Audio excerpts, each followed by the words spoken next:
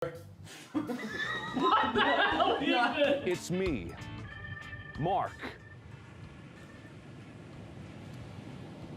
Sandy vagina. I'm sure you all know this guy, and if you don't, well, the odds of that is pretty technically likely because there's like 7 billion people on Earth and counting.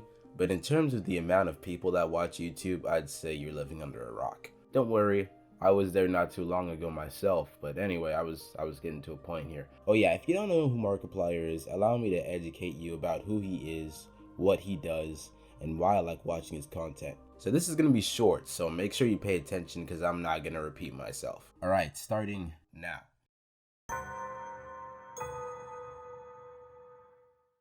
So Markiplier is a gaming YouTuber. I guess the term can be used a little loosely. A lot of gaming YouTubers have branched out a lot in the past year or two and have started doing more lifestyle things like challenges, taste tests, vlogs, things like that. Mark's no exception, by the way. Mark has done tons of videos where he just tastes shit. Stuff like maple syrup, Takis, he even eats fucking breakfast for 5 minutes while pondering his life.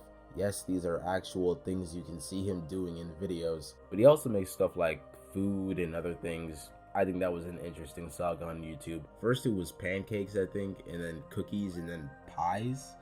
There's a good chance I'm remembering it wrong actually, but the proof is there, you can look if you want. He was well known for playing horror games back in the day, and he still plays a lot of horror games. I think 1 out of every 5 videos centers around a horror game, but he plays games of all types, not just the popular ones like a lot of people do, which definitely sets him apart from like 90% of the gaming content creators. Like seriously, on Social Blade, he's the 91st most subscribed creator. So to conclude, I will say that Markiplier is one of the greats, a YouTuber that one would consider one of the YouTube OGs, and to this day still makes interesting and thought-provoking content, mainly because he gets bored pretty quickly, as he once mentioned in a Philip DeFranco podcast episode, but he manages it pretty well, I'd say. So if you haven't subscribed to Markiplier, do it now.